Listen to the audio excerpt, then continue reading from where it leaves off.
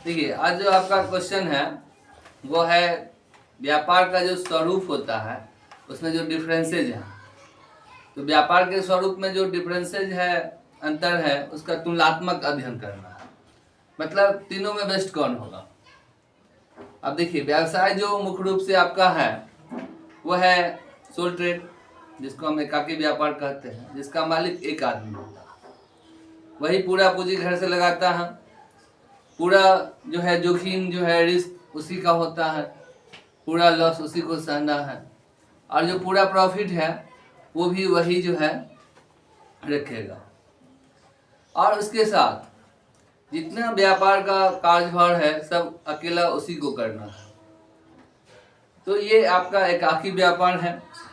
साझेदारी व्यापार है, जिसमें कि कम से कम 2 आदमी होगा और 2 से लेकर 20 आदमी तक जो व्यापार करेंगे वो साझेदारी होगा। और ये अभी जो है उसको 50 कर दिया गया है, तो 50 आदमी तक साझेदारी व्यवसाय में हो सकते हैं। तो 50 आदमी मिलकर जो व्यापार करेंगे आपसी तालमेल रख करके, 2 से अधिक व्यक्ति मिलकर, तो उसको साझेदारी कहेंगे। तो आपस में सब लोग पूंजी लगाएंगे, सब लोग आपसी तालमेल के आधार पर लाभ हानि को बांटेंगे, और सब लोग जो है व्यापार का देख रेख करेंगे, व्यापार को चलाएंगे, या सबकी ओर से कोई एक आदमी भी व्यापार को चला सकते हैं, उसके बदले उनको रेमुनेशन दिया जा सकता है। ये भारतीय साझेदारी अधिनियम 1932 है, जिसके आधार पर साझेदारी व्यवसाय चल रही है। तीसरा आपको जो है वो कंपनी है। कंपनी में 2 गो हो गया, प्राइवेट कंपनी और पब्लिक कंपनी। तो निजी कंपनी जो है उसमें कम से कम 2 और ज़्यादा से ज़्यादा 2 अंशधारी हो सकता है। अब पब्लिक कंपनी जो है सार्वजनिक कंपनी, उसमें कम से कम 7 और ज़्यादा से ज़्यादा जितना अधिक अंश होगा उतना अधिक अंशधारी भी हो सकता है। तो कुल मिलाकर देखा जाए तो व्यापार जो है आपको 4 तरह का हो गया। एगो हो गया आपको एकाकी व्यापार, सोल पार्टनरशिप। दूसरा पार्टनरशिप। तीसरा हो गया आपको कंपनी। कंपनी में हो गया आपको एक प्राइवेट और एक हो गया पब्लिक। तो इस तरह एकाकी, साझेदारी और कंपनी तीनों में अगर ये डिसीजन लिया जाए जो बेस्ट क्या होगा, तो इसके लिए बहुत से मान लीजिए एक पॉइंट है जिस पर कि देखना पड़ता है, तुलना कर सकते हैं जो बेस्ट क्या होगा। जैसे पहला पॉइंट आपका क्या है, व्यवसाय की स्थापना में सुगमता। व्यापार की स्थापना में सुगमता। अब व्यापार की स्थापना में जो सुगमता है उसके आधार पर अगर देखिए तो एकाकी व्यापार जब मन हो तब चालू कर सकते हैं, जब मन हो तो बंद कर सकते हैं। समझ में आ रहा है ना। इसमें आपको जो है कोई टेंशन नहीं है। साझेदारी में तो 2 या 2 से अधिक व्यक्ति की तालमेल होगी तभी हो सकता है। और कंपनी तो कानून द्वारा क्रिएट किया जाता है, कानून द्वारा बनाया गया। तो कानून द्वारा जब बनाया गया है तो इसको जो है सुगमता से तो टाइम तो लगेगा ही। तो इस पॉइंट ऑफ व्यू से देखा जाए तो जो मान लीजिए व्यापार करेंगे उनके लिए जो बेस्ट हो तो उसको सिलेक्ट कर सकते हैं। दूसरा पॉइंट क्या है, वैधानिक औपचारिकता तथा कानूनी स्थिति। देखिए वैधानिक औपचारिकता जो है एकाकी व्यापार छोटा है, तो कानूनी स्थिति वैधानिक औपचारिकता इसमें कोई खास नहीं रह जाता है। साझेदारी में भी जो है ऐच्छिक है, जो आप साझेदारी का जो है पंजीयन कराइए, रजिस्ट्रेशन कराइए या न कराइए। नहीं कराएंगे तो आगे थोड़ा उलझन होता है, मगर ये नहीं है कि कराना ही होगा। और कंपनी तो चूंकि कानून द्वारा ही निर्मित होता है, तो इसमें तो वैधानिक औपचारिकता है ही, कानून द्वारा ही बनाया गया है कंपनी। तो कानून द्वारा बनाया गया है तो वैधानिक के आधार पर देखा जाए तो व्यापारी जो व्यापार शुरू करेंगे उनको जो बेस्ट लगे, एकाकी, साझेदारी और कंपनी, उसमें से कोई एगो चालू वो करेंगे। अगला पॉइंट आपका क्या है, दायित्व की सीमा। एकाकी में क्या है कि जितना आप क्रेडिट लेंगे उतना आपको पेमेंट करना होगा। साझेदारी में क्या है कि अगर आपका 1 लाख रुपया लगा के 20 साझेदार जो है व्यापार शुरू किए 20 लाख रुपया से, अब आगे चलकर मान लीजिए वो मार्केट से 200 करोड़ का क्रेडिट ले लिए और वो कंपनी जो है जल के राख हो गया, कुछ नहीं बचा।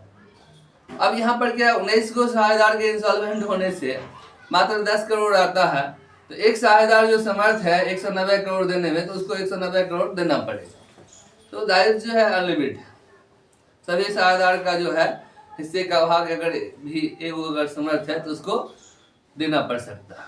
तीसरा, जब कंपनी का बात करिए तो कंपनी में क्या है कि जितना का आप शेयर खरीदते हैं ज्यादा से ज्यादा उतना ही नुकसान होता है, उतना ही लॉस होता है।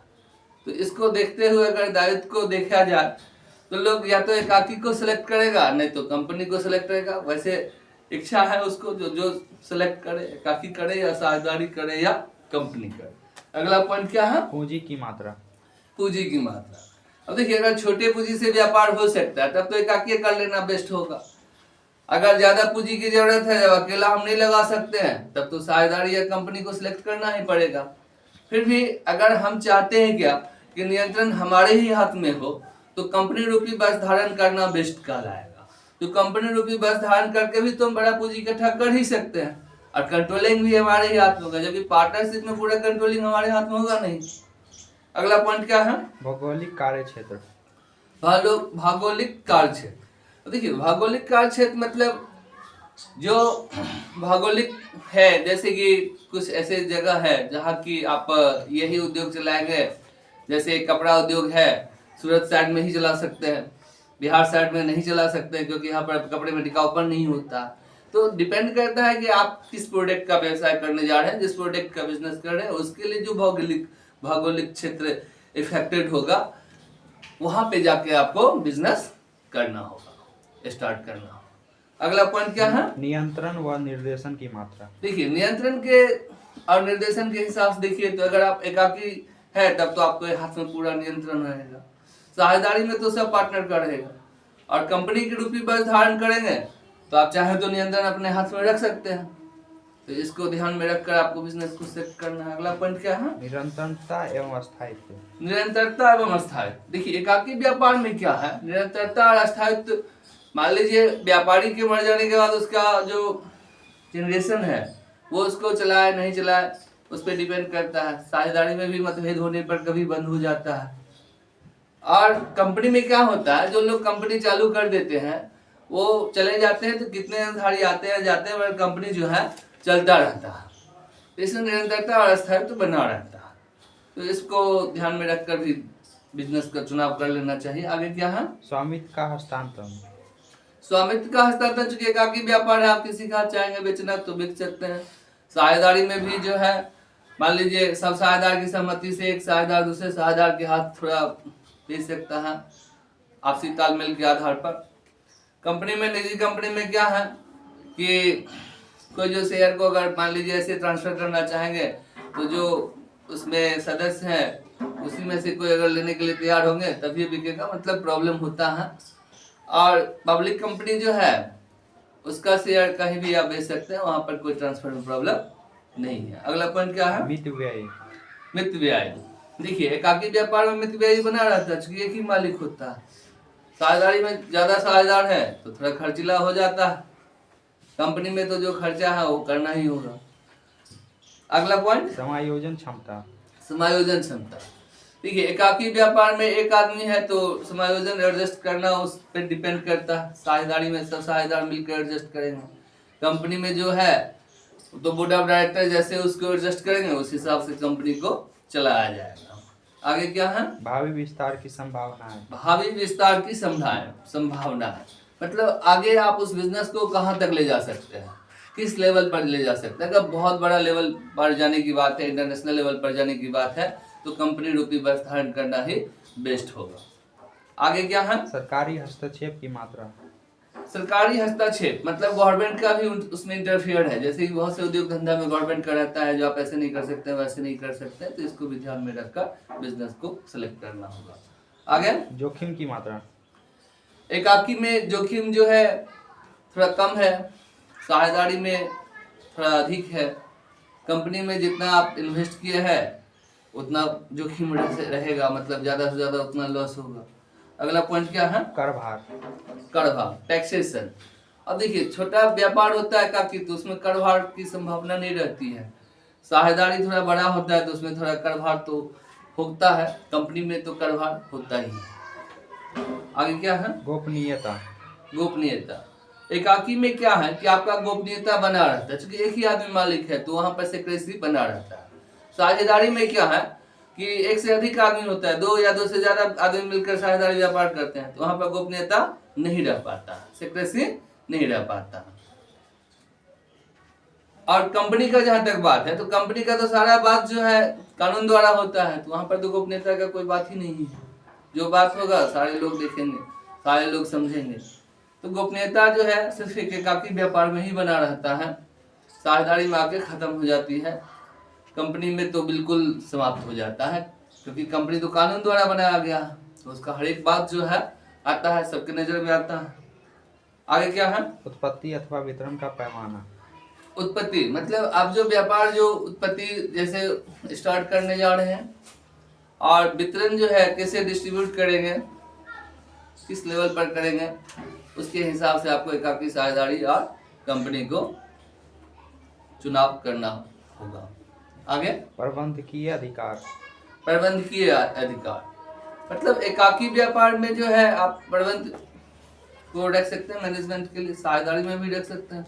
कंपनी में तो बोर्ड ऑफ डायरेक्टर लोग चलाते हैं।